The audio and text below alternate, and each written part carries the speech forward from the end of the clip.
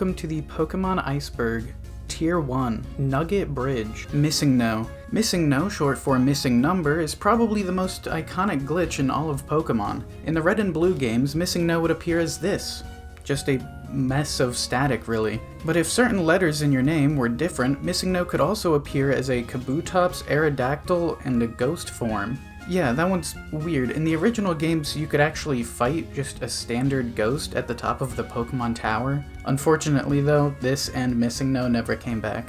Trading card shortage / price gouging. In 2020 and 21, there was a massive boom in Pokemon card popularity. Different content creators were all getting in on it, and it led to a shortage of Pokemon cards, and even some fights breaking out for packs in stores. To help fix this, the Pokemon Company ended up printing 9 billion cards within 2022. Compared to their yearly average of 1 to 2 billion, that's insane. Leaks. Pokemon has had a good number of leaks in the past, and as I write this script, October 16th, 2024, there has been a massive leak by Game Freak that was a terabyte big.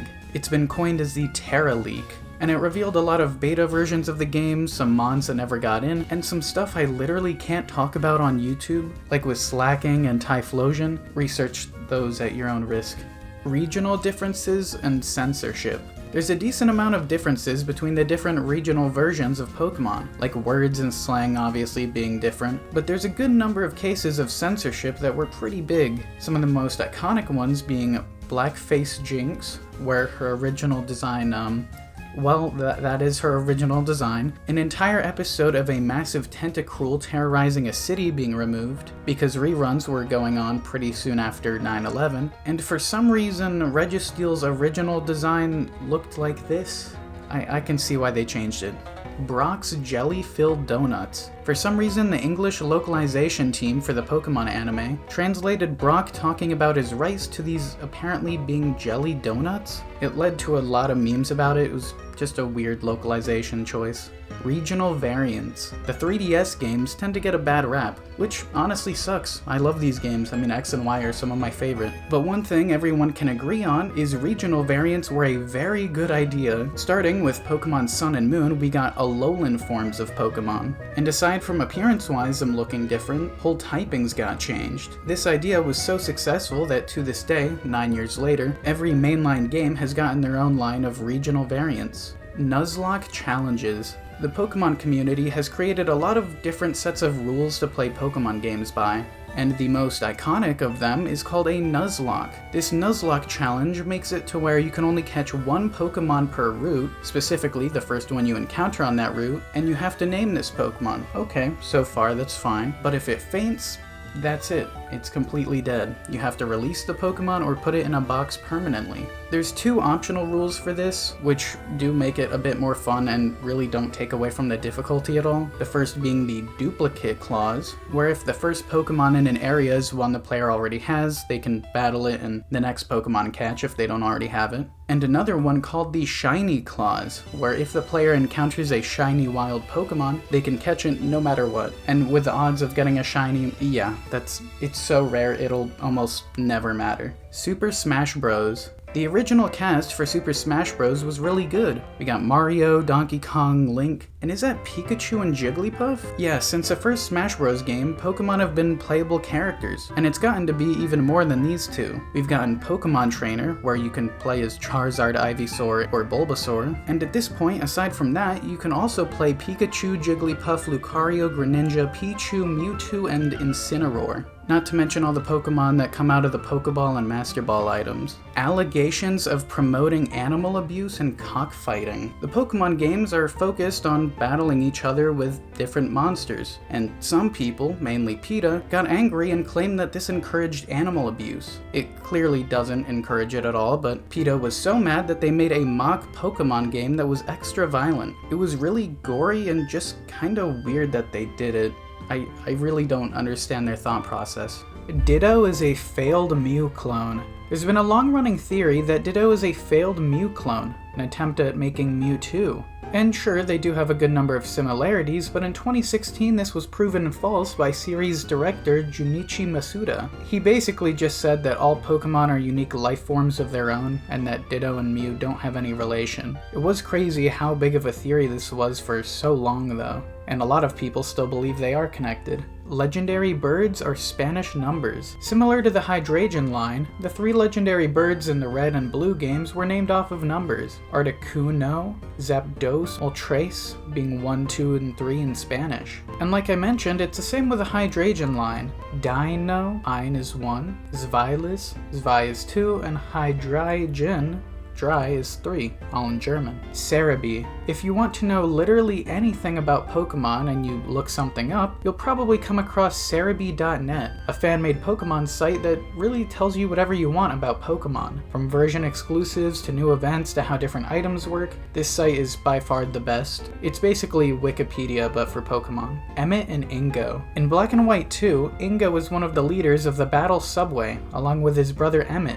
In Legends Arceus, Ingo is somehow back. It was a weird time travel thing, but this made fans like this character a whole lot more. Monotype challenges. Similar to Nuzlocke challenges, monotype challenges are self-imposed and can be very difficult. They're just not as popular. In this challenge, the only rule is that you can use a single typing for a team of Pokemon. For sure not as difficult as Nuzlocke's, but definitely not easy by any means. PokeTubers. This is just a name for YouTubers who make content specifically on Pokemon. They don't have that bad of a rap, just sometimes for sure clickbait way too much. Wonder Trade / Surprise Trade. Wonder Trades or Surprise Trades were introduced in Pokemon X and Y, a system where you can select any of your Pokemon to trade with another random person in the world. It used to be a really nice feature, but unfortunately a lot of hacked Pokemon have made their way into circulation in these games. Nowadays, the best way of getting hacked Pokemon is transferring them from older games through Pokemon Home, and then putting them into the circulation of random trade Pokemon. So now when a Pokemon game comes out, it's usually a good number of months until Home can be used with it. So for a few months after launch, Surprise Trade is kinda cool. Dexit. #BringBackNationalDex. During E3 2019, Junichi Masuda stated that some species of Pokemon, 455 in total across generations 1 through 6, could not be transferred to Pokemon Sword and Shield. After a massive amount of backlash from Pokemon fans, most of which involving #BringBackNationalDex, the controversy became somewhat mitigated when the expansion pass was announced, which added 221 of the missing Pokemon back in. This controversy was sometimes known as Dexit, being a mix of Pokedex and Brexit, which was the withdrawal of the UK, which is Galar in Pokemon, from the EU. This whole thing was a massive deal because for once not all of the Pokemon were available on one console, so to this day, 5 years later, we still don't have them all available on the Switch. Pikachu used to be fat. Pikachu's original design was a lot different from what we have today. Whenever people refer to the old design, they just call it Fat Pikachu, and he hadn't been in the series since Generation 1. That is until Pokemon Sword and Shield came out. When Pikachu turned into a Gigantamax version of himself, he turned back to the old Fat Pikachu design. Shiny Pokemon.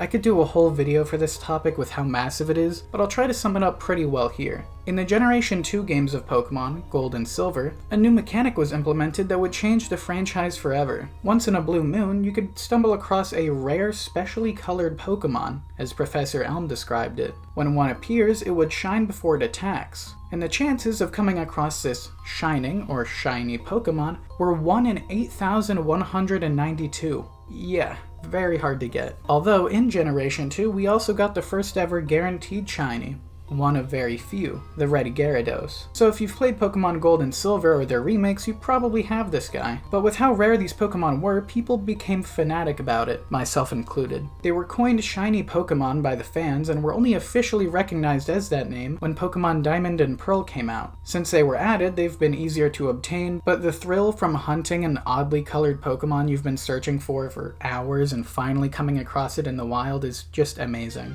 A lot of Pokemon content on YouTube revolves around doing these shiny hunts. These and Nuzlocke have become some of the most popular forms of content for Pokemon games. Muck spelled backwards. Yeah, Yeah, that's the entry. Markiplier's Smash or Pass video. For some reason, Markiplier posted a 24-minute long video with zero context of him just doing a Smash or Pass with all the Pokemon. Like, there's no intro or anything. Why did he say Smash when Snom was on the screen? Is that a butt? Smash. Mewtwo's birthday. One of the diaries in the Pokemon Mansion says that Mewtwo's birthday is February 6th. Referring to its creation since, it's not a natural Pokemon. But yeah, Mewtwo technically has a birthday. Electric Soldier Pokemon / Pokemon Shock. Episode 38 of the original Pokemon anime would feature Ash and his friends alongside a Porygon in a digital world. And while trying to escape from Team Rocket in this world, Pikachu used a move that would cause mass hysteria of kids apparently having seizures. Turns out that didn't happen at all.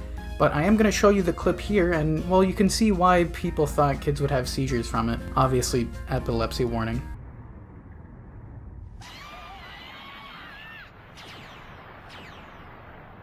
Weird / dark Pokedex entries. With Pokemon being targeted more towards kids, you'd think a lot of these entries in the Pokedex about the Mons wouldn't be very dark. But yeah, there's a couple that are a bit more dark than others, like Mimikyu killing anyone who sees their true form. It's also a bit of a sad Pokemon story because it also says he dresses himself up as a Pikachu to look less scary to people, but it doesn't really work. And then there's some entries like Gengar's where it will just kill you. It literally says, should you feel yourself attacked by a sudden chill, it is evidence of an approaching Gengar. There is no escaping, give up.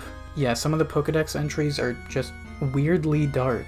Ilka. Ilka, short for I Love Computer Art, is a company that worked on a lot of games, mainly games like the Nier franchise and Dragon Quest, but they also did the remakes of Pokemon Diamond and Pearl. These games were controversial to say the least. They for sure were good remakes, like compared to the original Diamond and Pearl games, they are the same games but with modern graphics, but a lot of the remakes that Game Freak did usually improved on a couple things or added some content from their third game. But for some reason with this one, it was just the original Diamond and Pearl with new graphics. But that wasn't the biggest issue.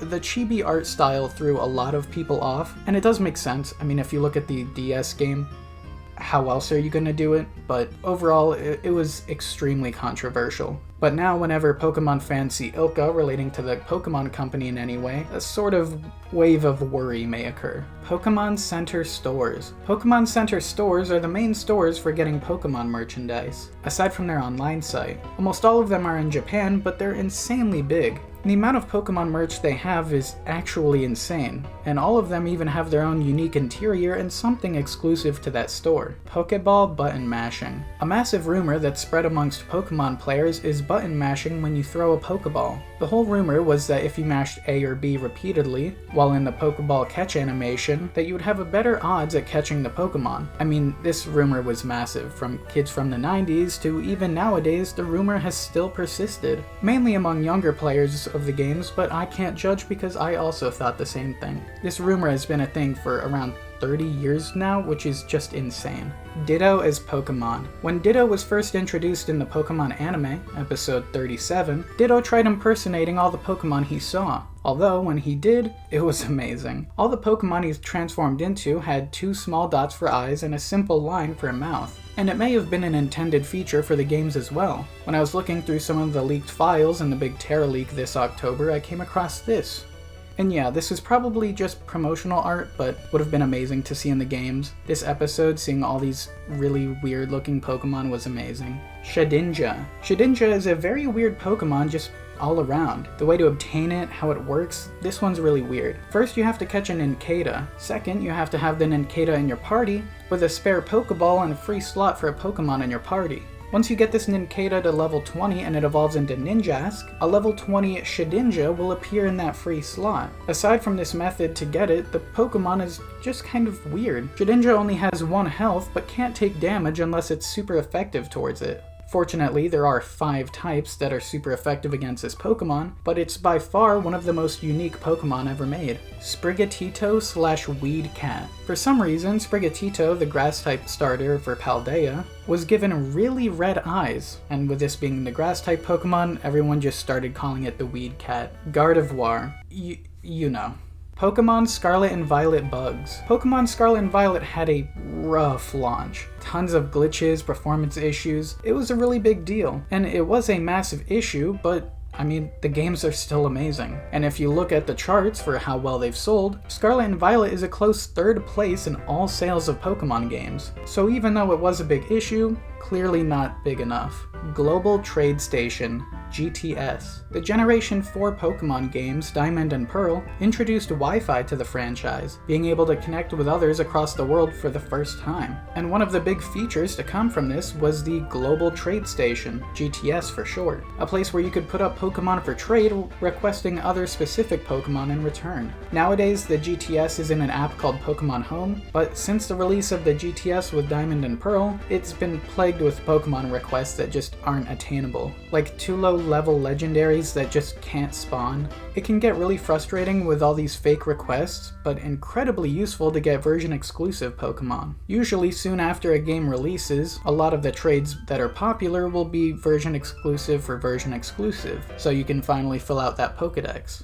Furret walking. In 2019, the YouTuber Narpy released a video of Furret walking to the Accumula Town music. This meme got massively popular and is a big first thought for Pokemon fans whenever someone mentions Furret. Tier 2, Burn Tower. Pokémon Uranium. Pokémon Uranium is a very high-quality Pokémon fan game that's known for having some darker tones, but mainly its insane amount of new content. Due to how big it got, Nintendo even reached out to the developers of the game, but they surprisingly weren't hit with a cease and desist. They still took down a lot of the links to avoid further legal issues, but the game is still being worked on and you can go and play it whenever. Hypno's Lullaby. This is Hypno's Lullaby, a pretty popular creepypasta about Hypno abducting children. I'm not gonna read it aloud since, it's really weird, but if you want to pause and look, you can. Overall, it's mainly just Hypno talking really creepily about children. Very, very weird creepypasta. Religious controversy / satanic panic. When Pokemon Red and Blue came out, there was a lot of controversy from some extremely religious people about the promotion of evolution in these games. Obviously, it's super extreme and a lot of people didn't care. I mean, even the Pope commended the game for promoting friendship.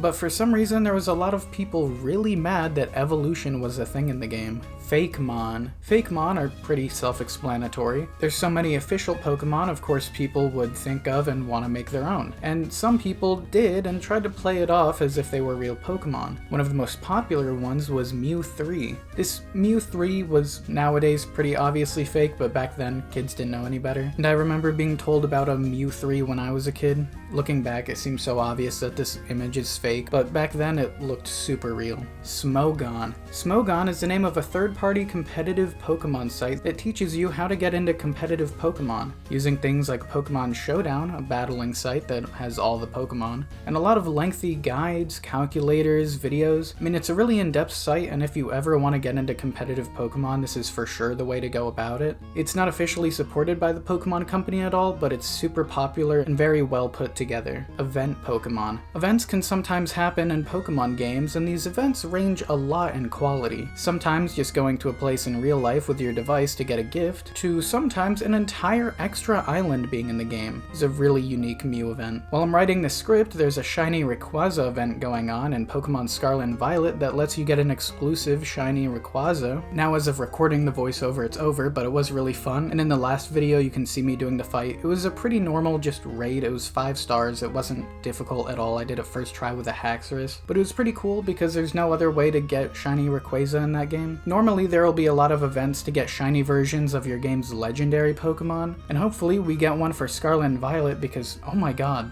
these shinies are so good. They had ones for Sword and Shield, but still nothing for Scarlet Violet yet. Vaporeon copy pasta. There is a copy pasta of someone describing how, attractive they find Vaporeon, to say it lightly. You've probably heard it before. It's really bad. Look it up at your own risk. It's bad. Twitch Plays Pokemon. Twitch Plays Pokemon is a Twitch channel that lets everyone in chat help control the stream by saying different names of different inputs for the Pokemon game they're playing. This has turned into its own sort of event for a lot of big Pokemon streamers where they'll just have this as a stream for a day, and it's super fun to contribute to. A lot of it is just random inputs that don't really go anywhere with how many people are watching, but it turns into some good videos and streams. 7.8 out of 10, too much water. Pokémon was the first company to really go crazy with remaking their games. Like every single game getting a remake at some point, and sometimes the same region getting multiple remakes.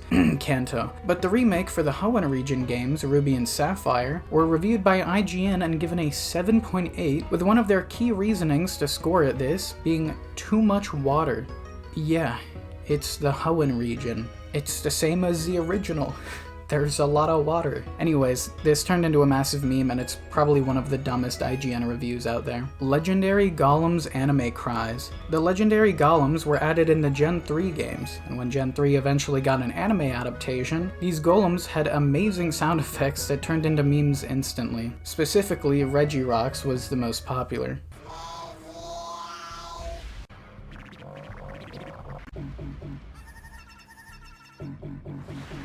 Cubone/Kangaskhan connection. Fans have theorized that Cubone and Kangaskhan have a connection because of how similar they look, and while it's not confirmed they are or anything, it's certainly hinted to a lot. The Pokédex description of Cubone says that it's wearing the skull of its dead mother, which, dark, but it does look a lot like the Kangaskhan skull. And also, Cubone can occasionally call Kangaskhan as an ally in the Alola games. And these allies are normally evolutions of the Pokemon calling them, or at least very similar Pokemon. It was also leaked that originally there was going to be a Pokemon named Guardia that was going to be the final stage of Cubone's family but got cut out. This Pokemon looks a lot like Kangaskhan. It looks like originally they were meant to be connected. I don't know why they're separate now, but I mean, come on. Pokemon Fusion. Pokemon Fusion is a website and Pokemon fan game called Infinite Fusion, where you can take any two Pokemon and fuse them together for a new sort of evolution. With there now being 1,025 Pokemon, that means there is a possible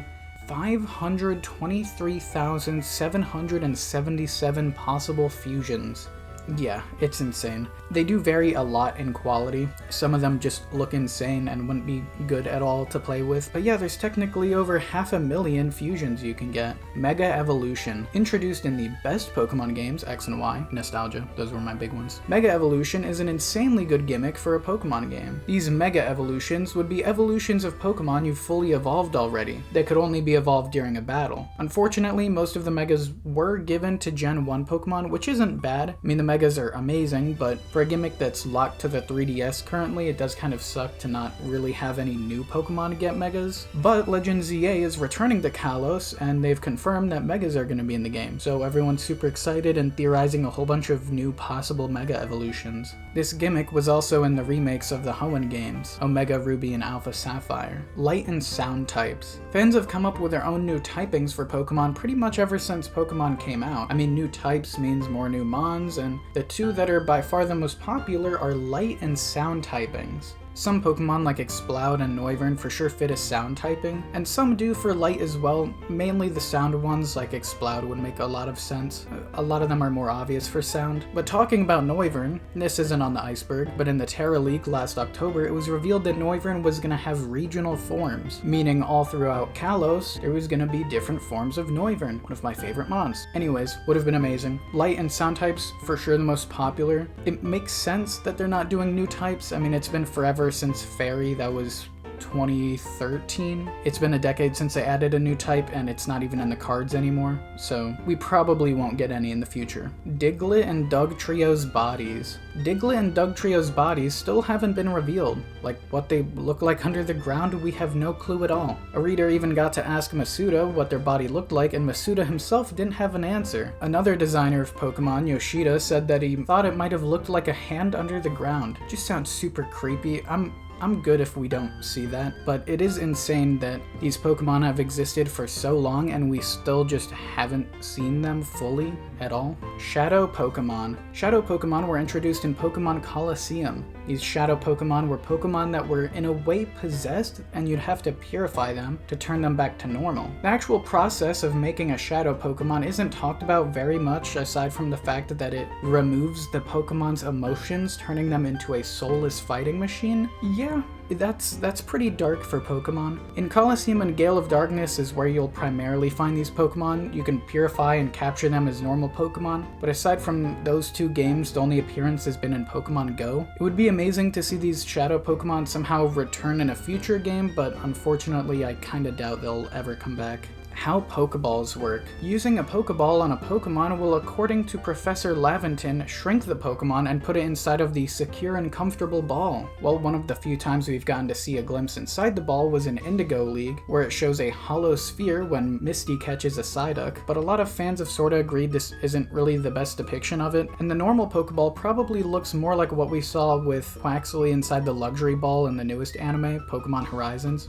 Very good, by the way. Where it actually looks comfortable and would just kind of be like a room in a way. High quality animations. It was stated that one of the big reasons that the National Dex was removed for Generation 8, Sword and Shield, was to have higher quality animations, but there's some animations like Double Kick that are, well, they're pretty bad. I'd for sure say the National Dex is better than having some more animations we got, but at this point almost all the Mons are on the Switch, still not all, but almost, so it doesn't matter as much anymore. Charizard overexposure. Charizard gets a lot of attention from the Pokemon Company. At this point, a lot of people are sick of it, and he's just kinda like a second mascot to Pikachu. Charizard is awesome. I mean, Charmander is my personal favorite for the Kanto starters, so I love him, but Charizard got 2 Mega Evolutions, wouldn't be surprised if he got a third in ZA. He was the ride Pokemon for the Alola games, despite not being in the Dex. He's Leon's main Pokemon in Sword and Shield, and he even has his own Gigantamax form. A lot of people just want to see any other Pokemon get some attention like Charizard does. Pokemon breeding. Breeding has been a thing in the Pokemon games since Generation 2. By leaving 2 specific Pokemon that are compatible with each other in a daycare, they'll produce a Pokemon egg that after you move around for a while, it'll hatch into a new Pokemon. You can do specific Pokemon that'll work with each other, but the primary way that people do is just getting a Ditto and breeding it with any other Pokemon. There's also a method you can do called the Masuda method with breeding with a Ditto. Introduced in Generation 4, if you breed a Pokemon with a Ditto of a different region than yours, your chances of getting a shiny Pokemon as the outcome is a lot higher. With this method, it turns from 1 out of 4,096 to 1 out of 682. Shiny locks. Since Pokemon Black and White came out, certain Pokemon have been shiny locked, meaning they'll never be attainable in the game as a shiny. Certain shiny locks are temporary, most of them are. Normally it's just the legendaries of the game are shiny locked until a couple years later after release. Then there's an event to get them as shiny, but there's some Pokemon from Sword and Shield, Arceus, and well pretty much all of Scarlet and Violet's mythical and legendaries are shiny locked. Koraidon and Miraidon will probably get an event sometime soon to get them as shiny, but aside from that, all of these Pokemon are still shiny locked. Nowadays, the starters are also shiny locked, but not fully. In the old games, you could keep resetting your game to get a shiny starter, just off the start of the game. Now, the only way to get a shiny of the Paldea starters is by breeding. They just can't be shiny at the start of the game. Gender differences. From generations 1 to 4, there was a lot of gender differences in Pokemon. Some were way more obvious than others, like for Heracross the female has a heart symbol at the top of their head, and some were way more subtle, like male Xatu has 3 stripes instead of 2 on their side. Also had to mention Wooper has different sets of guild branches for their gender. I know a lot of people love Wooper. But yeah, gender differences weren't fully scrapped after Generation 4, but you're lucky to have more than one Pokemon that has gender differences in a game now. South Park Pokemon parody / Chinpokomon. When Pokemon was getting popular in America, it was getting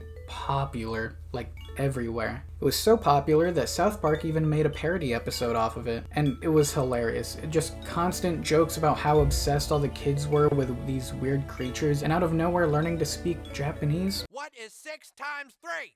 18ですか? 18だね! No, goddammit, it's 18! Yeah, the episode was super weird. In this episode, their version of the Pokemon show had subliminal messaging that led kids to want to buy more of these Chinpokomons and go to a camp that turned out to be a scheme to trick kids into doing another attack on Pearl Harbor. Insanely weird. and hilarious. Ribbons. Ribbons are kinda like collectibles for Pokemon in a way. You earn them by doing different accomplishments throughout the games, and once a Pokemon gets them, it's permanent. Even across the games, that Pokemon will keep this ribbon. So if a Pokemon of yours got a ribbon in the Game Boy Advance games, and you moved it all the way to Scarlet and Violet, it would still have that ribbon. In Scarlet and Violet, the ribbons will even change the name of a Pokemon when you throw them out. Instead of saying, say, Meowscarada, it'll be Meowscarada the Paldea Champion if you became the Paldea Champion with that Mon in your party. Tynamo line has no weaknesses. The Tynamo line of Pokemon is very unique in that there's not a single weakness for this line. It's a set of pure electric Pokemon all the way through, so you'd think, okay, I could just use ground moves then, right? No, this entire line has Levitate, making them invincible to these moves. So while they're not incredible Pokemon stat-wise, they have zero weakness. Pixelmon. One of the most famous Minecraft mods in general is Pixelmon. It's basically if Pokemon mixed with Minecraft. The original version of the mod is amazing, but does look a bit goofy with how the Pokemon don't fit the style of Minecraft at all. But I mean, I played this for hundreds of hours growing up. Staraptor is my favorite starter bird in Pokemon because I got to ride it in Pixelmon first. I know, very weird way to start loving a starter bird. But yeah, this mod has an insane amount of content, but nowadays, there's a newer version of the same premise, and it's called Cobblemon.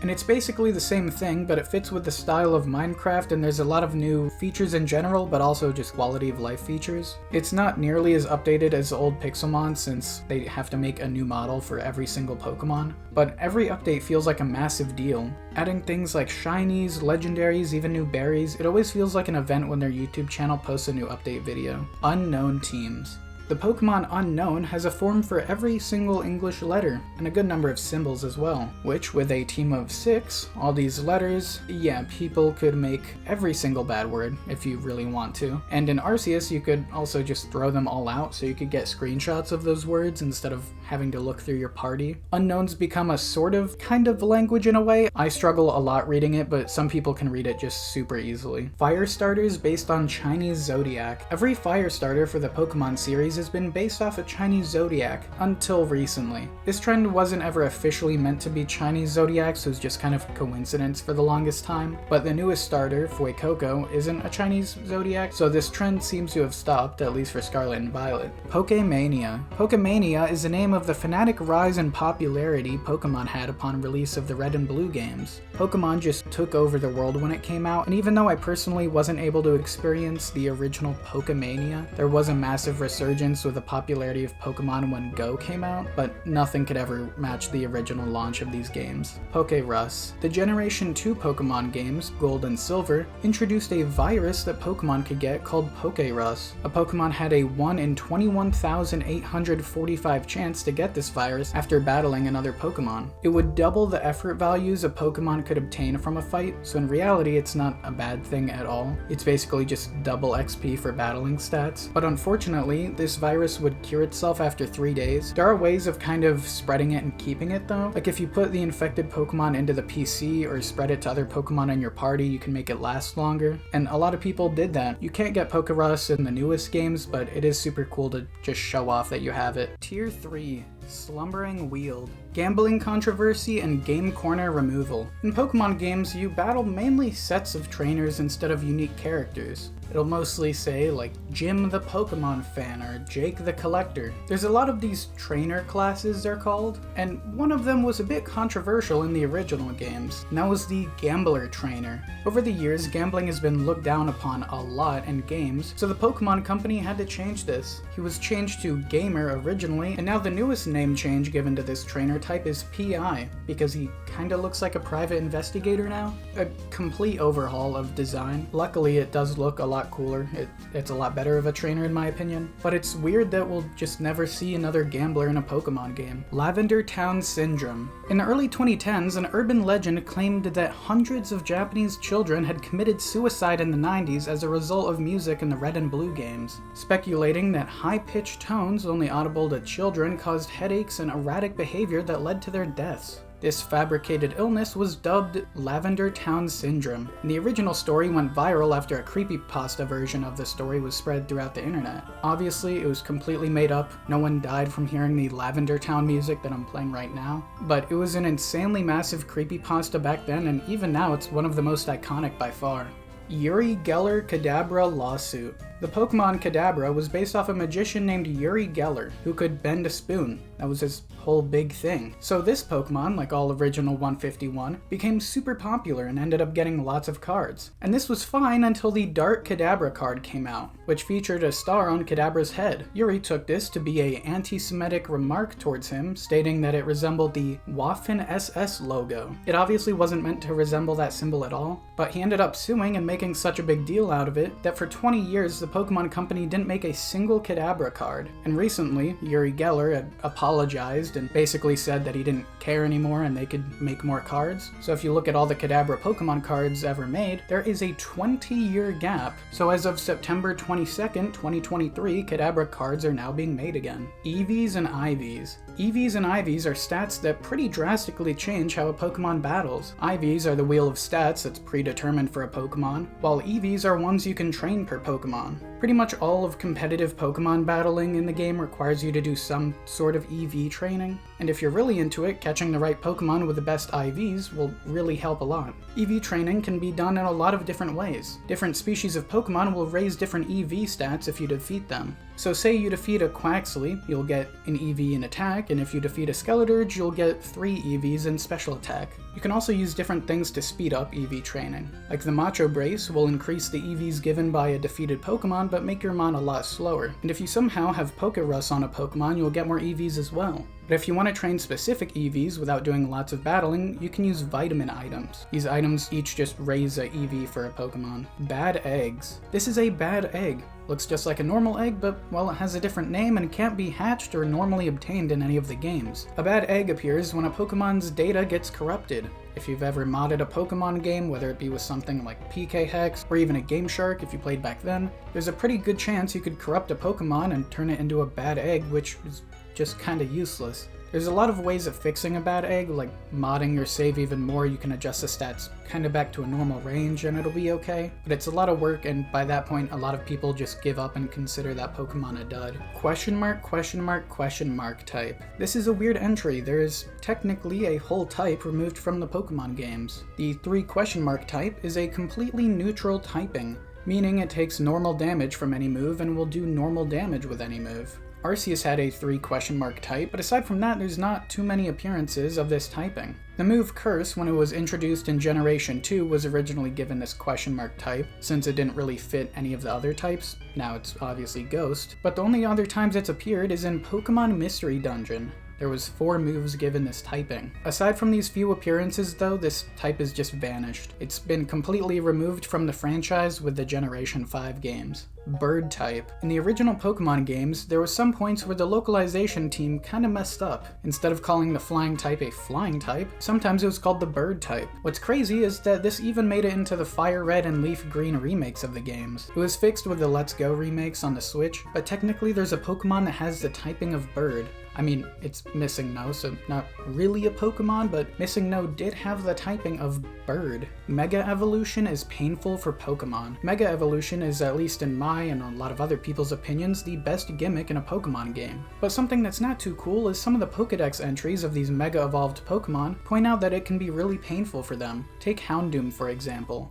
The Pokedex entry of its Mega Evolved form states, "Its red claws and the tips of its tail are melting from high internal temperatures that are painful to Houndoom itself." So, yeah, obviously not good for the Pokemon. There's some other dex entries of different Pokemon suggesting that this isn't the only Mega Evolution to be painful as well. So it sucks that it does hurt the Pokemon, but a lot of these entries about it being painful were in the Sun and Moon games. I have a feeling they're gonna kind of, in a way, retcon it being painful in the Legend ZA game. Snorlax is based off a real person and named after Kirby in Japanese. When asked in an interview about characters that weren't related to Pokemon, it's kind of weird how many they asked about, the head of Pokemon, Masuda, when asked about Kirby, stated, "It's not a Pokemon, but there is a connection with Kirby you may not expect." An employee at Game Freak, Mr. Koji Nishino, was the inspiration for Snorlax. He was always someone who ate a lot and would go to sleep and kind of resembles Snorlax. He would always be called Kirby as a nickname in the office. Real animals in the Pokemon world. In the Pokemon universe, animals are hardly ever mentioned aside from Pokedex entries, like with Pikachu being the mouse Pokemon. But aside from that, there's hardly any mentions or appearances of real-life animals. It's sort of assumed that Pokemon take the place of these real animals, but there are some exceptions. Like, you can see this dog in an official Pokemon picture book, you can see bees in the animation for attack order, and even in the show it shows a Kabutops hunting what just seems to be a normal fish. Aside from these examples though, there's really not too many times where real animals are ever known to be in the franchise. Pokemon Illustrator card.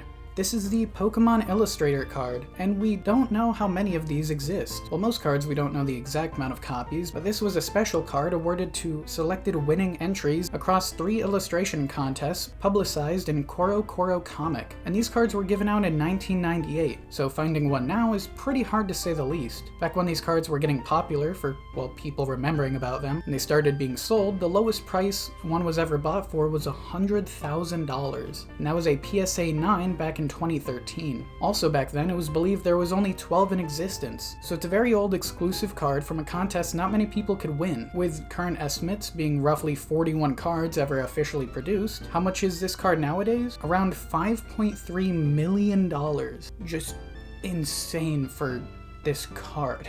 Venustoise. In episode 20 of the Pokemon anime, Maiden's Peak, at one point a Ghastly merges a Venusaur and Blastoise together. Bit of an insane thing for the show to do, since the only other fusion of any Mons was in Black and White with Kyurem, but this sparked a massive interest in possible fusions of Pokemon, and I wouldn't be surprised if this led to the making of Pokemon Infinite Fusion, or at least was a big inspiration. I really don't know why they haven't done any fusing since this or Black and White. It's a really cool feature, and clearly a lot of people want it with how big Fusion is. Ash Greninja. This is a very unique Pokemon that's locked to a single game in the show. When Ash got his Froakie in the Pokemon X and Y anime, the Froakie was previously owned by someone who didn't get along with it. So Ash wasn't his first trainer, but Ash developed by far the strongest relationship that Froakie had ever gotten. With this extremely strong bond, a strange bond phenomenon occurred, the only one in the franchise. It was retconned, but we'll get to that. You could obtain this Ash Greninja, it was called in the Pokemon Sun and Moon demo, and it could be transferred to the normal Sun and Moon games. Aside from that though, this Greninja could only turn into this new form in Sun and Moon, meaning it's a normal Greninja in any of the future games you transfer it to. This bond transformation was very similar to Mega Evolutions, and with Legend ZA coming out soon, a lot of people think it's just gonna be a Mega Greninja form, and that the whole bond transformation won't be used again. The Battle Frontier project has started. In the remakes of the Hoenn games, Omega Ruby and Alpha Sapphire, there's a sign in front of a miniature model of a building that says the Battle Frontier project has started. The Battle Frontier was a mechanic in Pokemon Emerald that let you fight a lot of NPCs in different formats, and it was a very loved mechanic to say the least. It was by far the biggest part of post-game content that Emerald had. Just a massive part of the game, and when it was hinted at in the remakes, people were a bit confused, as the remakes usually don't get a third game for a remake. They'll normally just have the new content from the third game in both of the remakes, and that's it. So people were a bit annoyed when they found out that this was just an Easter egg. Teasing such an amazing mechanic is kind of really annoying for a game like this. Kanto is a meme in the Pokemon fanbase that's basically just Generation 1 fans going crazy when anything to do with Generation 1 is in a new game or another remake. And I mean, I'm a Generation 1 fan. I grew up on Indigo League and I love the games, but there seriously doesn't need to be any more Kanto content. If there's constant content from the first games, then it's not gonna be as interesting. I mean, I say that and it has been 20 years and people still love the Kanto region. So who knows, maybe we'll get another remake of the Kanto games. I really hope not. Pokemon Gold Space World 97 demo. The Pokemon Gold and Silver Space World 97 demo is an early build of Gold and Silver that was shown at Nintendo Space World of 97. At the time, the final game was estimated to be about 80% complete and was set to be released for the original Game Boy. The Game Boy Color wasn't announced until late March of the following year, but due to a variety of delays, including a complete overhaul to the game, it wouldn't be released until late 1999. During the 2 years after it was shown at Nintendo Space World, it completely changed. There's a list of the Pokemon that were in it, and a lot of these were either completely redesigned, turning into Pokemon we now know, or just completely scrapped. Aside from that though, we unfortunately don't know a whole lot about this original build of the game.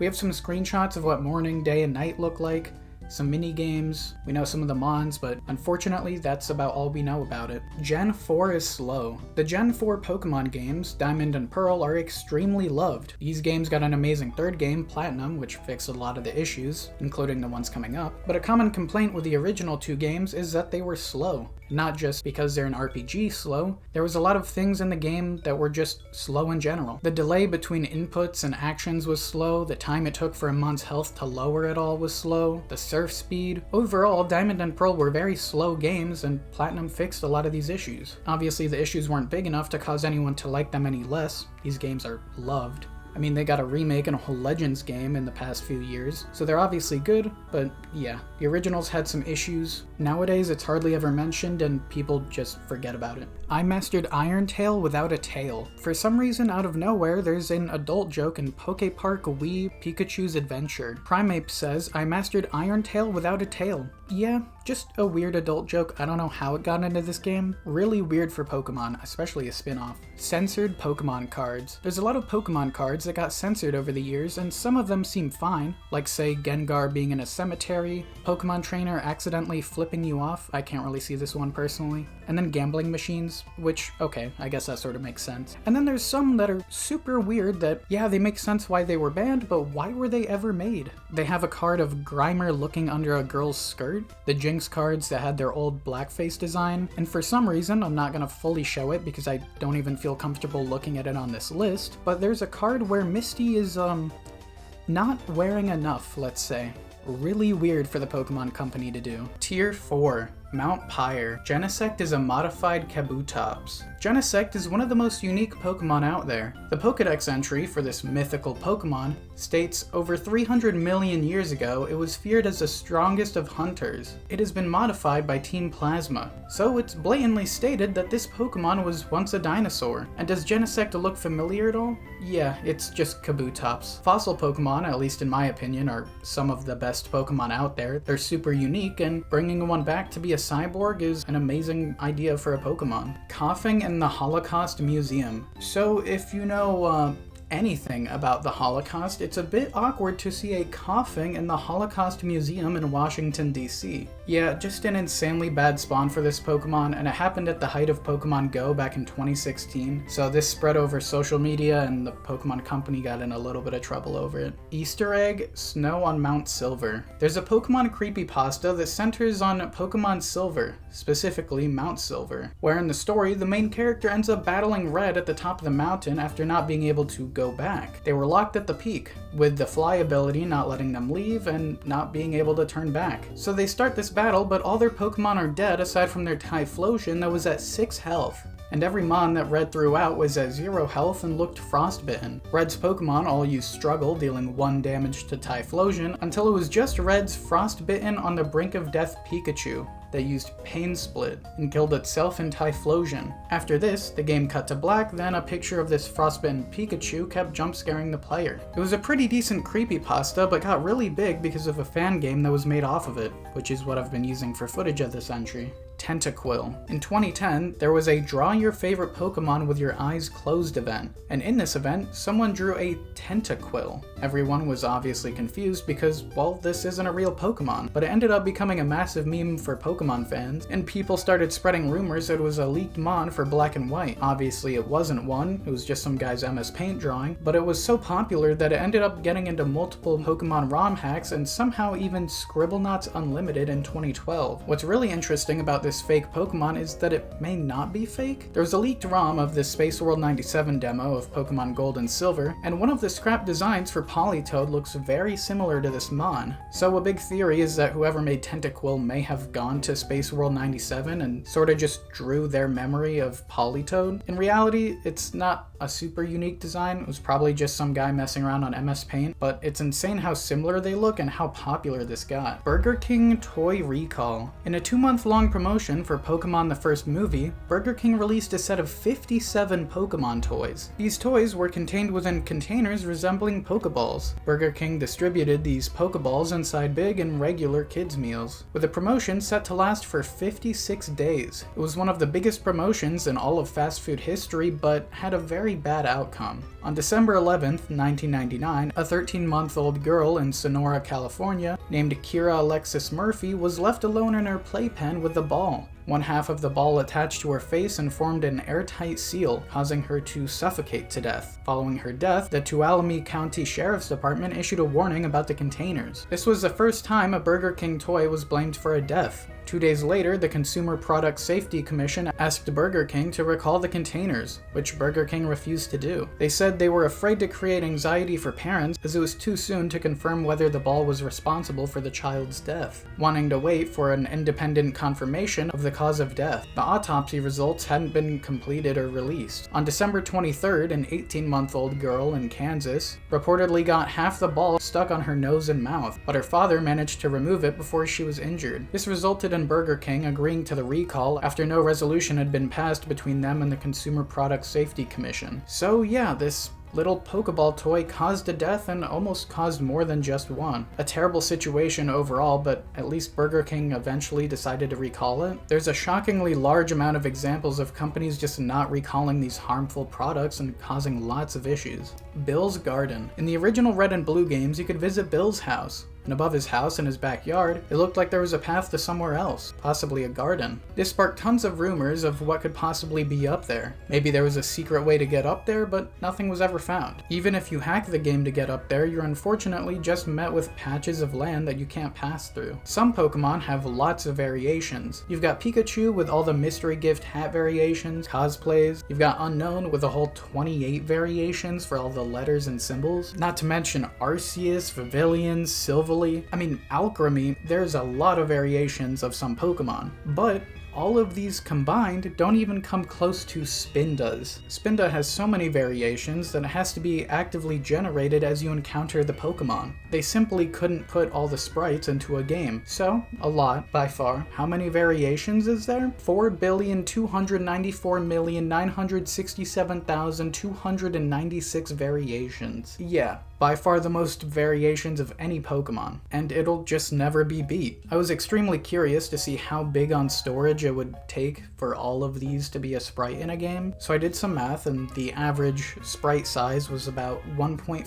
kilobytes. So you take that, multiply it by all the Spinda variations, and for every single sprite of Spinda combined, it would be about 6 terabytes of Spinda images. So yeah, makes sense why they had a generator. Clefairy was originally gonna be the series mascot. Clefairy was originally gonna be the mascot of Pokemon, but Pikachu was used instead due to the popularity of the anime and Pikachu's familiarity with fans. In the original pilot episode of the anime, Clefairy was intended to be Ash's starting Pokemon. Due to a last-minute change, this role went to Pikachu. This would have made the anime a lot closer to the Pocket Monsters manga, which was later referenced in the episode Lights Camera Up to Action, where the main character Red, along with his Clefairy, starred in a film that Ash and Gary were watching when they were younger. Pokémon Pink. Pokémon Pink version was a planned Pokémon game that was conceptualized some point in the late 90s. This game would have served as a companion title to the released Pokémon Yellow. The existence of Pokémon Pink wouldn't be revealed to the public until April 11th of 2020, when Pokémon Yellow's source code leaked online as part of a larger Giga leak of Nintendo. Right at the top here, it mentions a pink version of the game,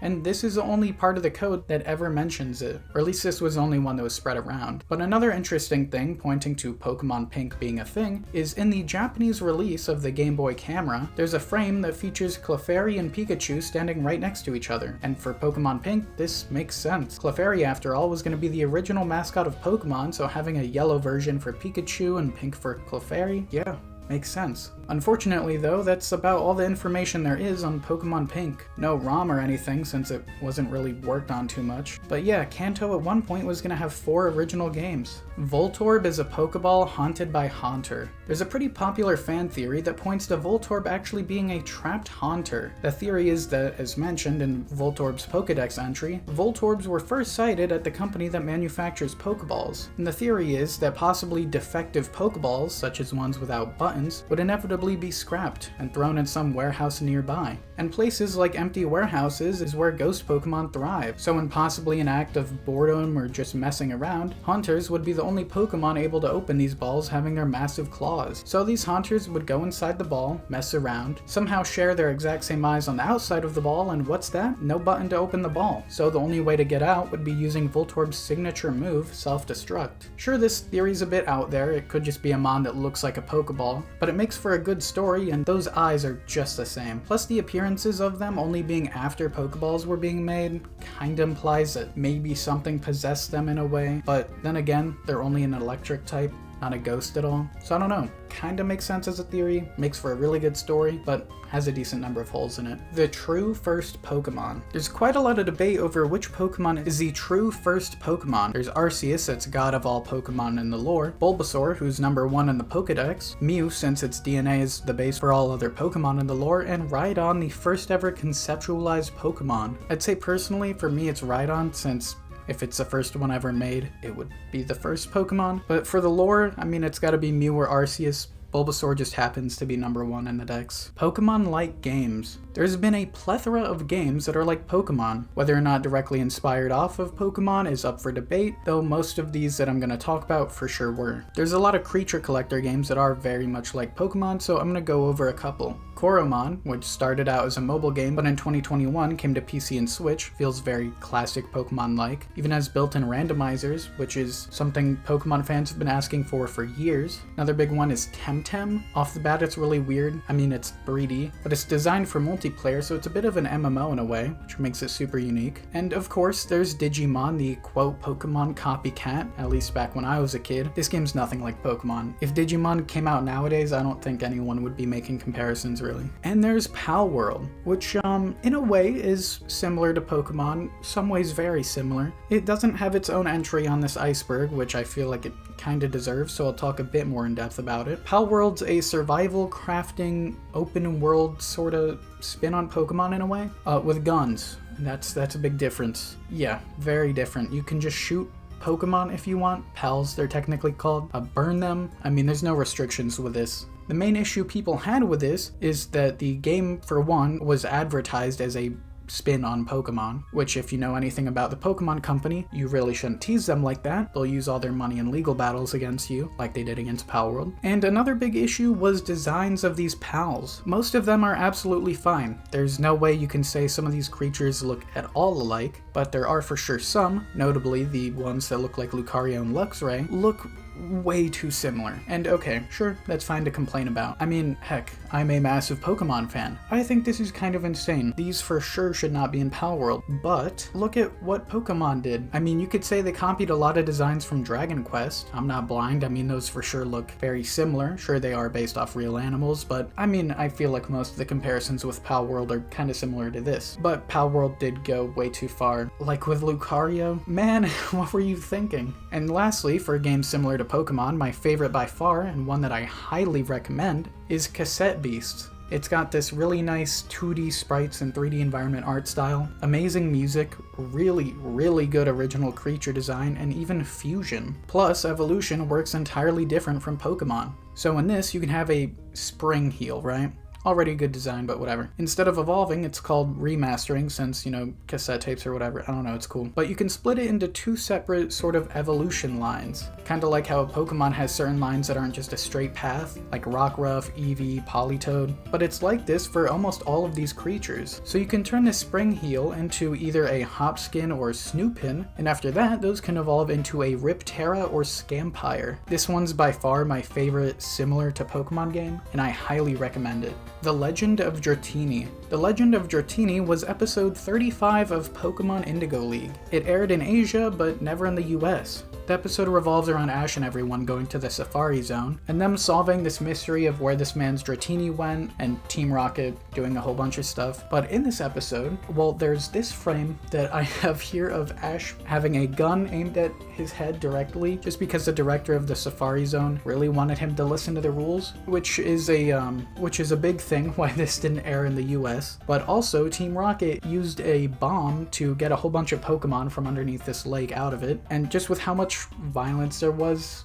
how many weapons were in this episode, it just never aired out of Asia. But speaking of weapons, guns in the Pokemon anime. It's surprising how many times guns and just weapons in general show up in the Pokemon anime. Just in the episodes prior to this Dratini episode, there's RPGs, rifles, missiles, SMGs, knives, sledgehammers, bombs, hunting rifles, and even shurikens. And oddly enough, as far as episodes being banned goes, there's not many banned for having weapons. It's mainly just the Dratini episode. episode. Anime exclusive ball variations. The anime of Pokemon tends to be very different from the games, and the Pokeballs in the anime are no exception. There's tons of Pokeballs in the show that have never shown up in the games, these being the Green Ball, which is just a standard Pokeball but green. It was in the first episode of Indigo League. The starter Pokeballs that just have the names of the starter Pokemon on them. The Pokeball with diamonds, which, at least in my opinion, doesn't look the best. It's fine we didn't get this one. There's Clone Balls, which were from the first Pokemon movie, and these balls would let the user capture any Pokemon even if they were already captured and make clones of them, so makes sense why these aren't in the games. The Crystal Ball from the third movie, and this one was just created from imagination, so it's not even technically real. The Lake Ball, which is supposed to sort of be an alternate to the Park Ball, which doesn't even shake once thrown at a Pokemon, meaning, yeah, this Lake Ball is an instant capture Pokeball. This ball is just like a Master Ball, but the catch is that it's only used during a Sea King catching competition. There's also the Dark Ball, which was in the Pokemon Forever movie that can catch and corrupt any Pokemon it's thrown at, and make it a servant of the person who threw the ball. There's Annie and Oakley's Pokeballs from the Pokemon Heroes movie, which don't act any different, but do look unique. The Fishing Ball, which is a Pokeball with a fish on it. That's all that it is. The GS Ball, which was technically available in Pokemon Crystal, but you needed a Japanese copy a long time ago, and not a lot of people even got the chance to obtain this ball. And lastly, there is the Team Rocket Ball, which is just another standard Pokeball but painted differently, and it does appear in the card game, but none of the video games. Super good looking ball, unfortunate that it was only in the Mewtwo Return Special and never available in the games. Arbok's hood patterns. Arbok's patterns on its skins used to change between games. The first games had a pattern on its back, and then that was immediately removed with Gold and Silver, but from Gens 1 through 4, Arbok would have a new face pattern beneath its head. This stopped with Gen 4 having the last change and still the most up-to-date pattern, but yeah, in a way this was sort of like a first ever regional difference. Pokemon card HP inflation. Aside from rarity of cards sort of increasing with new sets coming out, there's just so many new rarities, it's gonna be hard to pull anything you want. The health and damage have scaled drastically. The whole card game's basically just completely changed. Aside from old cards being banned, this makes every new card better than any old card. So say you're just playing with some friends, if someone has newer cards, they're just gonna do better. But yeah, a quote, good health on a Pokemon went from like 100 to 300. It's insane how much it scaled. Take my favorite evolution for example, Jolteon's first card only had 70 health. Now it's at 110. Ghastly is a dead Cloyster. There's a fan theory that suggests Ghastly is a dead Cloyster, and sure, I see it. Ghastly looks pretty much the exact same as the inner part of a Cloyster, but aside from that, there's really nothing proving this. So really all the Kanto Ghost Pokemon people just believe are dead versions of other mons. Tier 5. Ultra Deep Sea. Scrapped Mega Flygon. When asked in an interview about Mega Evolutions, art director of Game Freak, Ken Sugimori, stated that there was plans on having a Mega Flygon, but they were never able to complete a design for the Mega and it never got implemented. Flygon's by far one of the most requested Mega Evolutions, and it's still just kind of shocking it never got one. Maybe in ZA it can get one? It's not the Hoenn region, but I mean, the ORAS games got a lot of Megas, and who knows, maybe someday we'll get a Mega Flygon. Imakuni. This is Tomoaki Imakuni, a musician known for composing some of the Pokemon anime's soundtrack and for being very eccentric. In Japan, he's heavily promoted in the TCG version of the game and has been featured in several cards, most notably the Imakuni Supporter card, which confuses your Pokemon when activated, and he also helped design the original Pokemon Ranger game and its sequel. This guy's by far one of the biggest fans and contributors to the whole franchise. The Raichu you traded me went and evolved. On Cinnabar Island in the original Red and Blue games, there's an NPC that offers an Electrode for a Raichu as a trade.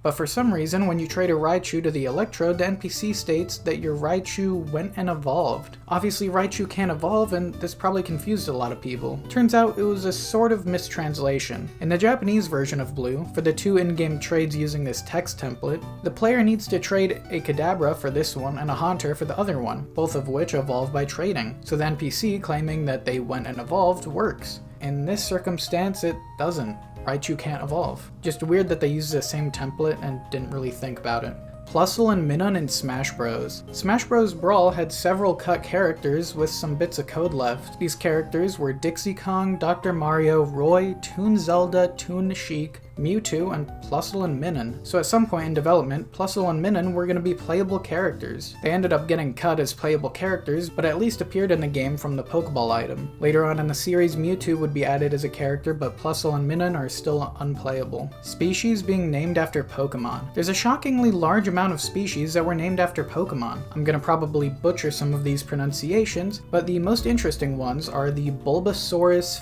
Philoxrion, an extinct Decenodont, that's apparently how it's pronounced, which I could go into some biology stuff, but nowadays this old dinosaur is most closely related to an elephant. There's 4 different insects named after Pikachu, 2 of them are spiders, so you can look them up on your own. I was way too scared, arachnophobia is crazy. And lastly, the most interesting by far, named off of my favorite Pokemon, there is the Aerodactylus. Yeah, I'm not kidding. Aerodactyl is now a real dinosaur. And yeah, it is a form of pterodactyl, so it fits the design, and it's from the Jurassic period, meaning that one of these little guys from Jurassic Park could be Aerodactyl, though he's a bit smaller than those. Giratina 666 connection. Giratina is known as the devil Pokemon by many fans of Platinum, and it turns out that the whole devil connection wasn't fully intended. In reality, Giratina is supposed to be the personification of antimatter, and his distortion world keeps the stability of the universe together. But there's a lot of things that sort of point to it at least being an equivalent of the devil in the Pokemon universe. Like the distortion world, well,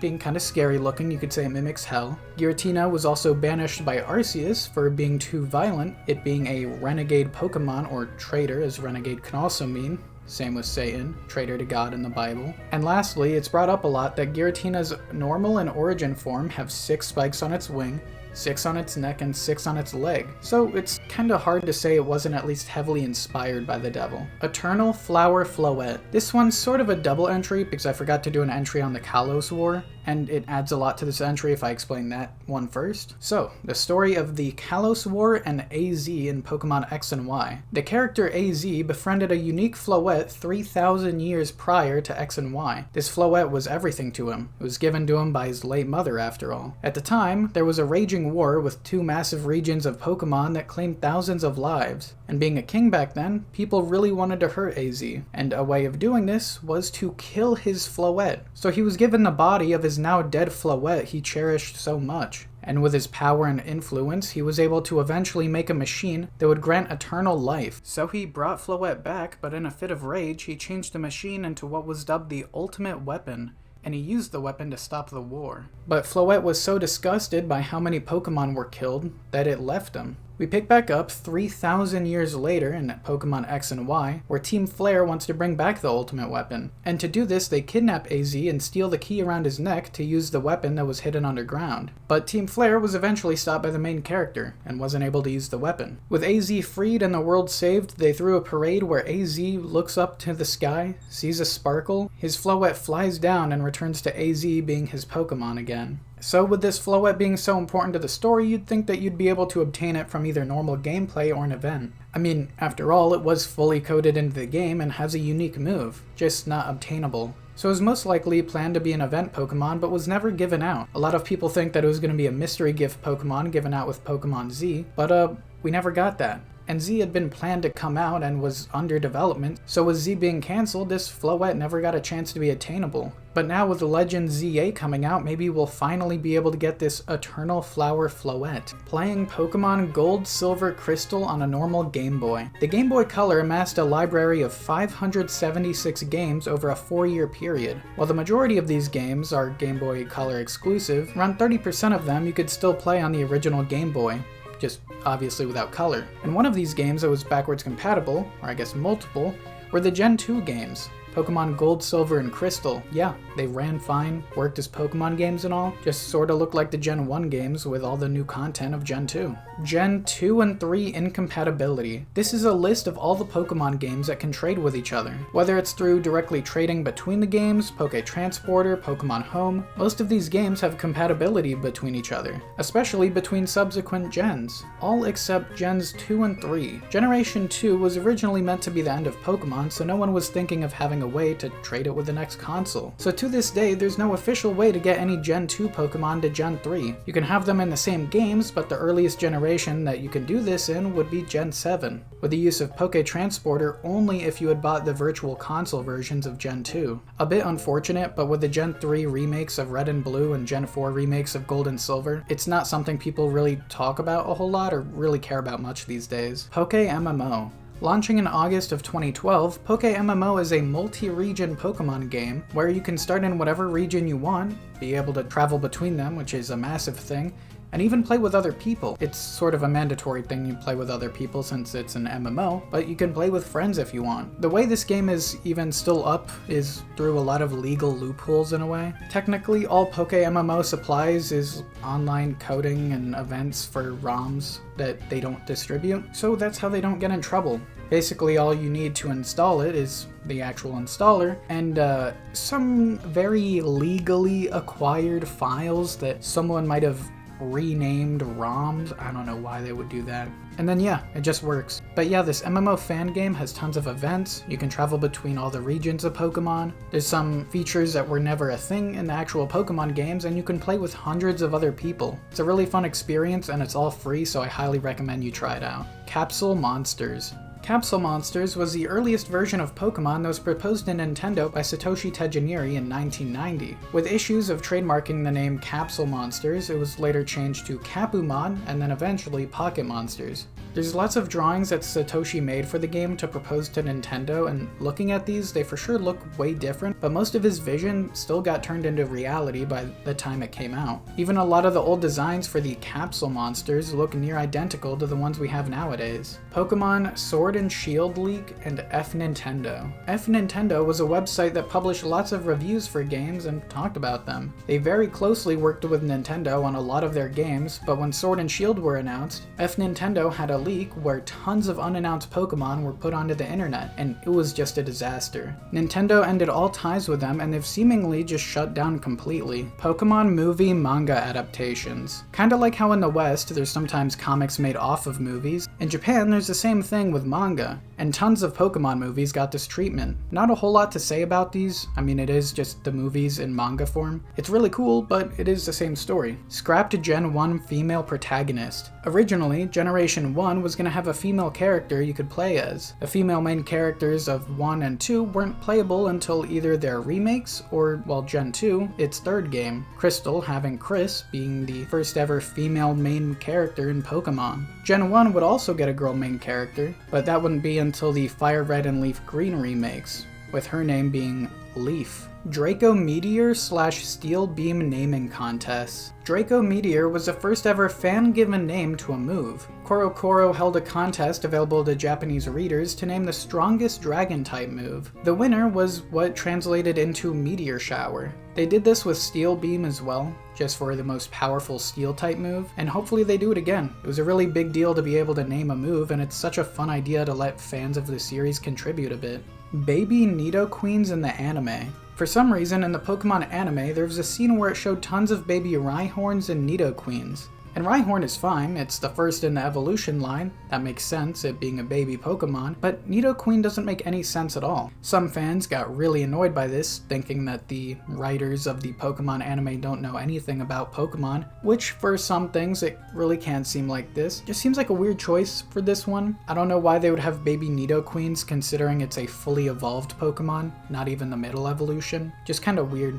Thufizzer. In the Pokemon manga, Team Rocket did lots of research on Pokemon, specifically Eevee, to hopefully get an idea of how to make an all-powerful Pokemon. Eventually, they were able to make a machine that allowed for the creation of a new Pokemon through the power of the gym badges. To make this new Pokemon, Team Rocket captured the 3 legendary birds and stole the badges from Red. Once they activated the machine, all 3 Pokeballs fused together, creating what they dubbed Thufizzer, the merged form of all 3 legendary birds. This creature had the moves Thunder, Fire Spin, Blizzard, Gust, and Sky Attack. Eventually, they were able to defeat this new creature by using the combined attacks of Flamethrower, Hydro Pump, and Solar Beam to cause the fused bird to separate back into the 3 legendary birds. Then they all flew off back into the wild. This Thufizzer, or as a lot of fans call it, Zapmolkuno, never showed up again, unfortunately. It was really cool seeing a fusion at all, and especially of it being the 3 legendary birds,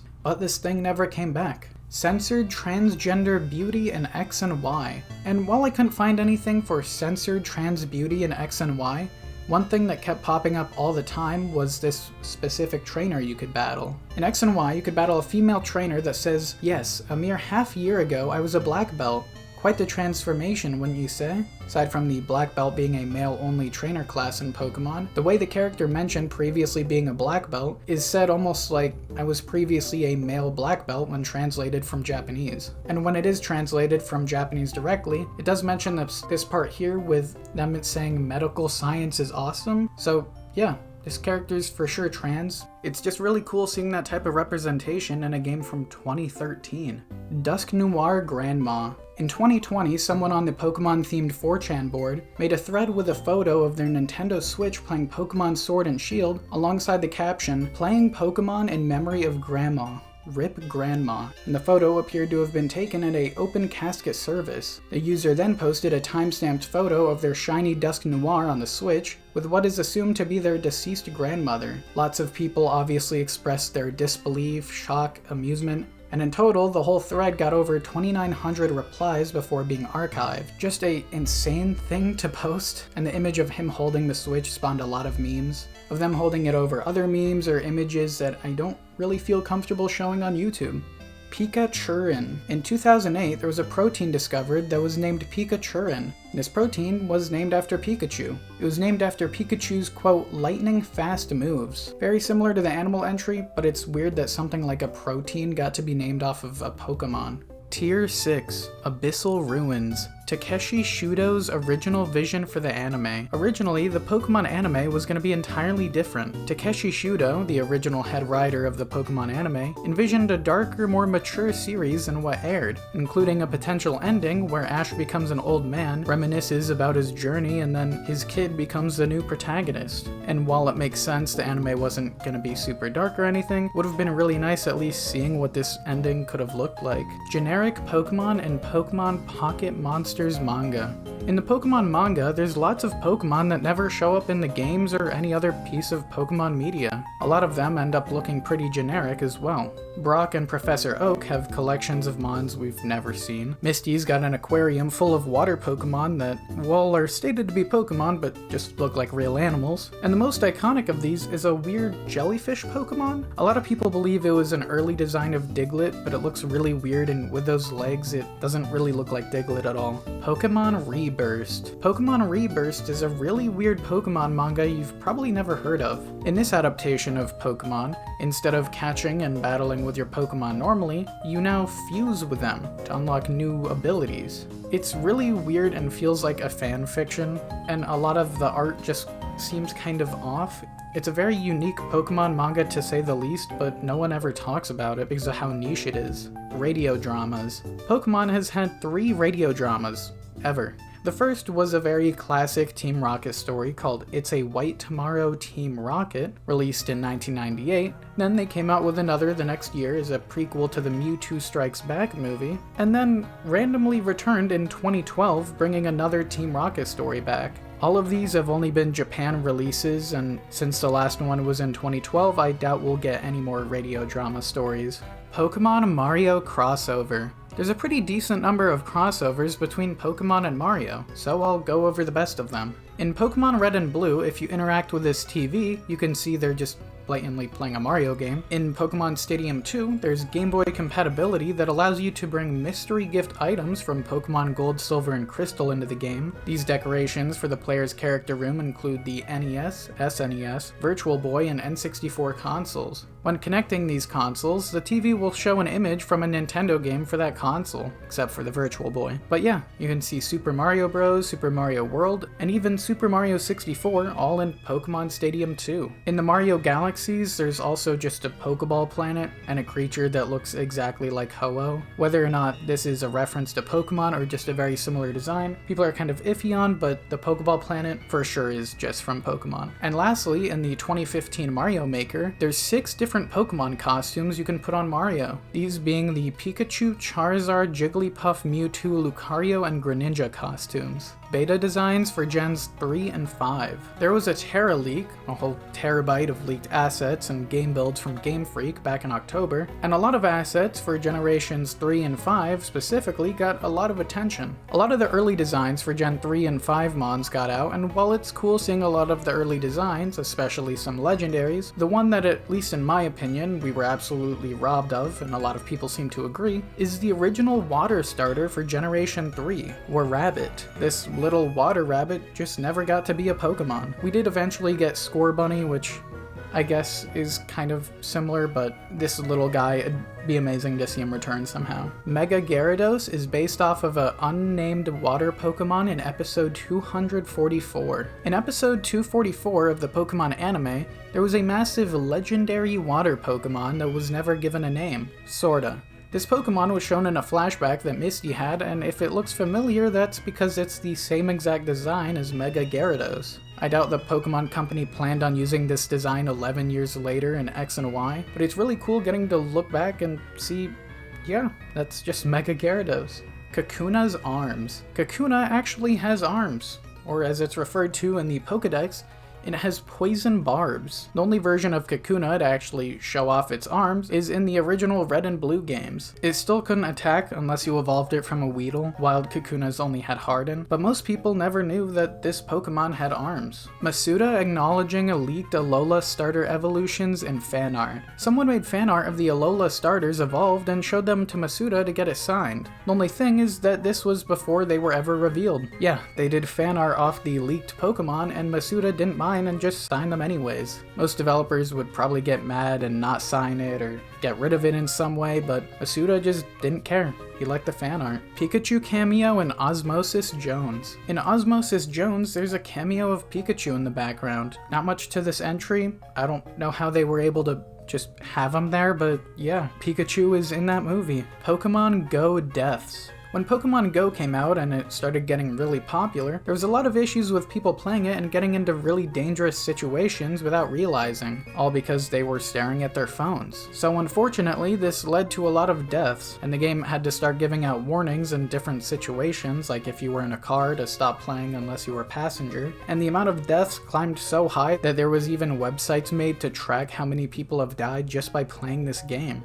Water starters are based on weapons, and grass starters are based on extinct animals. The starter Pokemon all seem to be based on different things. Like in an earlier entry, I mentioned that fire Pokemon were Chinese zodiacs, but that trend was broken with Fuecoco, and the other two trends for grass and water type were also broken with Generation 9. But before that, they were pretty consistent. Water type starters were all based off weapons, and grass type starters were all based off extinct animals. At least fans could draw pretty close ties to those. Pikachu virus. In June of 2000, there was a virus dubbed the Pikachu virus, and it mainly spread in the form of an email titled Pikachu Pokemon. The body of the email contained an attached exe file called pikachupokemon.exe, which installed a worm that attempted to delete critical directories for Windows to function correctly. It didn't even try stealing information, it just wanted to destroy your computer. Shiny Pokemon in Generation 1. Shiny Pokemon were introduced in Generation 2, but the way of determining if a Pokemon was going to be shiny or not was technically in the Generation 1 games. So there's a possibility of when you trade a Pokemon from Pokemon Red and Blue to Gold and Silver that it'll come out shiny. Extremely unlikely, but it is possible. Tier 7.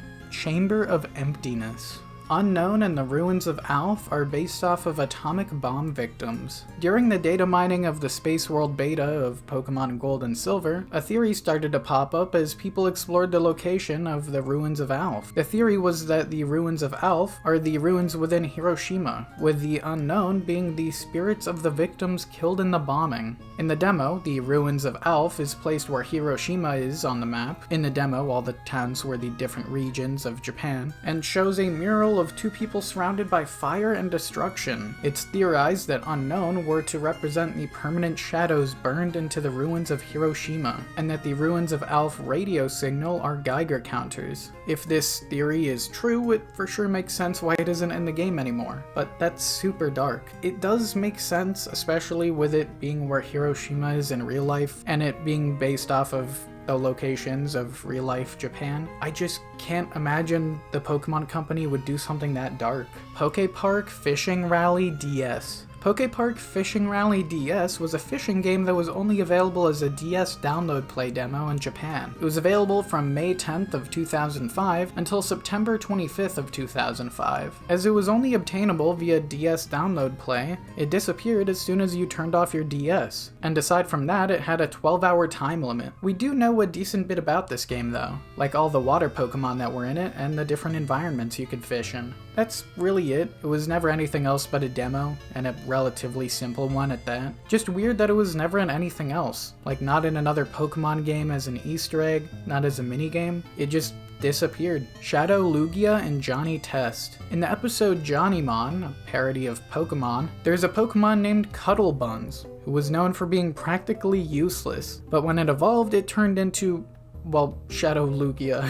It's technically called Screecherine, but its design, it's pretty obviously just Shadow Lugia. Bulbapedia's shipping pages. Bulbapedia and Cerebi are known for being the biggest sites for anything Pokemon. Things like guides, upcoming games, news, anything fan-related. I mean, these are the go-to sites. That's why it was really weird when Bulbapedia started a shipping section of their site. This was just for people wanting to write fanfiction of their favorite Pokemon characters, being in a relationship with each other. Yeah, it was shut down in 2009, but for a while there was a official shipping page on Bulbapedia.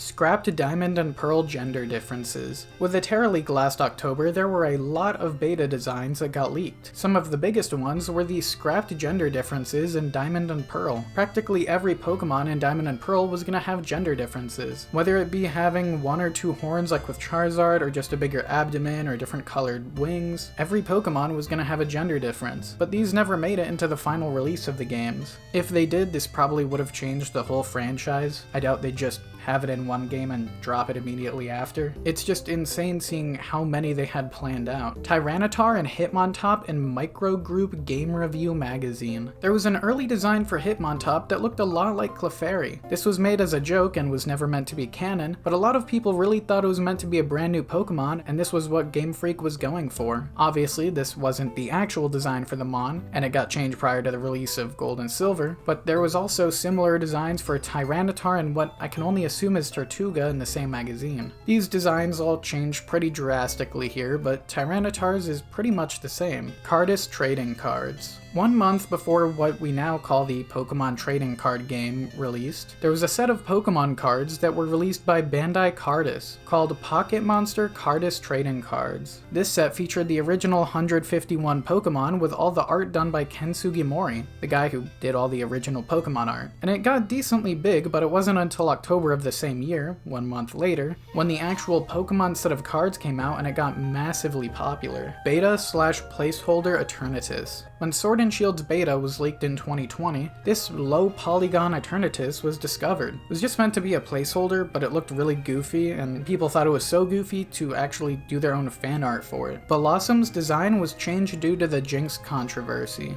Originally, in the Space World 97 demo of Gold and Silver, Blossom's design was purple, and in-game, it looked a bit darker, and looked very similar to the design of Jinx that got the Pokemon Company in a lot of trouble. A lot of fans believe Blossom's design was changed to green to avoid this issue, and yeah, that makes a lot of sense. This looks a lot better than the other one. Detective Pikachu Facial Recognition Showcase. In a showcase of facial tracking for the upcoming 2016 Detective Pikachu game, this video got out showing what the technology could do. Yeah, it's beyond cursed. And while it looked super uncanny in game, at least it's not as creepy as seeing a real person do it, and it was probably the best they could do with what they had. Creation Trio was based off the 3 stages of matter. There's a fan theory that the Creation Trio was based off the 3 states of matter: solid, liquid, and gas. And with their typings, it fits. A lot of fans have always questioned why Palkia is a water type, and this makes sense if Dialga is meant to be the solid and Giratina be gas. Arceus's design is a hand. In the Pokemon Diamond Pokédex entry for Arceus, it states that Arceus is described in mythology as the Pokemon that shaped the universe with 1,000 arms. So it'd make sense if its form it shows you in any of the games is just one of these arms, or in this case, a hand. If you look at Arceus a certain way, you can very easily see it's just a hand.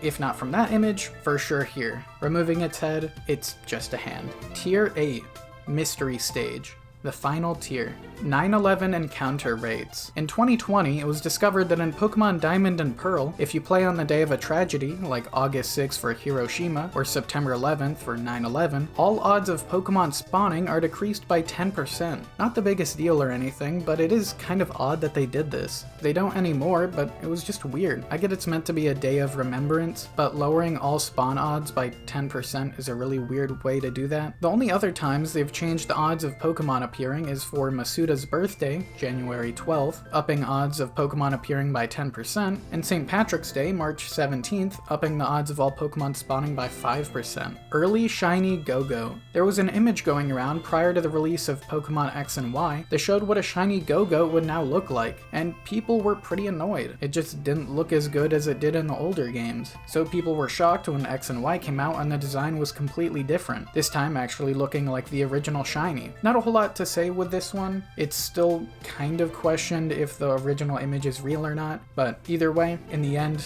Go-Go got a good treatment for its shiny. Missing No and Lumio City. In Lumio City in X and Y, when you look through this interior, you can see something that looks a bit like Missing No. Nobody knows if it's a glitch or Easter egg. I mean, it's super hard to even see. I have to completely hue shift this up brightness just to point it out to you, but it does look a bit like Missing No. If it's meant to be an Easter egg, that one is so hard to spot. Omega Ruby Alpha Sapphire Switch port. This entry is meant to be about people specifically wanting a port of Omega Ruby and Alpha Sapphire onto the Switch, but fans want any of the old Pokemon games on the Switch. As of now, which I doubt will change anytime soon, there's not any ports of older mainline Pokemon games on the Switch, and it kinda sucks. Sure, there's Pokemon Home and Bank, so you can transfer old Pokemon from the 3DS and previous consoles up to the Switch, but it's a hassle and it's a question or not if the servers are going to stay up for Bank, and people just want to be able to play the older Pokemon games on the Switch. It's not really that complicated. If Game Freak put any of the older Pokemon games on the Switch, people would buy them instantly for so many reasons. There's nostalgia, getting to play it on a TV, getting mons that were caught in an older region to a newer game. It'll say caught in a different region. I mean, the list goes on. And people just want to play literally any of the other Pokemon games on the Switch. Bootleg San Antonio Pokemon Center. In San Antonio, Texas, there's a bootleg Pokemon Center, selling tons of fake Pokemon merchandise, and it's honestly just shocking they haven't been shut down. Not many people talk about it, but this whole place is unofficial and just sells bootleg merch. Swimming goggles. Soon after the release of Pokemon Black and White, there were rumors of a pair of swimming goggles being an item in the game, and if you got this item and put it on any non-water type Pokemon, it would put it to sleep, and any water type Pokemon, it would increase their accuracy and special attack. Data miners searched through the game's code, but no evidence was ever found of this item ever existing. Jackrid. Jackrid is a glitch trainer class. Its name is derived from parts of the preset names that the player can choose for themselves and their rival, specifically Jack and Red. Jackrid can be battled by performing a glitch with Ditto with a special stat of 200, and unlike other glitch trainers, Jackrid has no defined sprite and can crash your game instantly when the player's Pokemon uses a move or when the player accesses their party or uses an item. Pokemon Battle Revolution Shiny Costumes. There's a Pokemon spin-off game called Pokemon Battle Revolution, and in this game you can do what's called a costume hunt. For doing a costume hunt, you first need to beat the main story of the game to unlock costumes, and some of the Colosseums will have leaders with Pokemon-themed costumes, which can be shiny. And to keep a shiny costume, you can't unlock the normal version of it. The costume is unlocked by beating the entire Colosseum and leader wearing the costume, so to reset for say this shiny Groudon hunt, you need to beat the Colosseum up to the leader, check their costume, and completely reset the whole Colosseum. It's a very long hunt with the shortest costume taking 10 to 15 minutes per reset, and other costumes can take even longer. So if you're a shiny hunter that's bored with the tedious nature of encountering Pokemon for hours on end in the mainline games and really want a challenging change, you can do a shiny costume hunt instead. Nature's Influence entry animations. For speedrunning the Generation 4 Pokemon games, there's certain natures that are better than others for entering a battle, like some having a faster animation than others. And these are different per stage of a Pokemon's evolution. For example, Chimchar has a faster animation with the Lonely nature than Naughty, but Infernape has a faster animation with Naughty than Lonely. For speedrunning this matters, but outside of that there's literally no reason to know about this at all. It's just weird that per stage of evolution, the entry animation can be longer or shorter. Pokemon was never good. No, I like liking things, and this franchise is the biggest franchise for a reason. I think despite its issues with some of the games, overall Pokémon is still really good. You can believe the generation you started with was the best, but Pokémon at its core has been the same, which means it's good. Since Red and Blue, the formula hasn't really changed a whole lot, and I don't know, I would say the franchise is pretty good. After all, I did make an hour-and-a-half long video essay on it, so might be a little biased here, but I think it's a good franchise. And yeah, that's the end of the video. Thank you guys so much for watching. If you enjoyed the video, like and subscribe. And as always, have a great rest of your day, week, month, and I'll see you in the next one.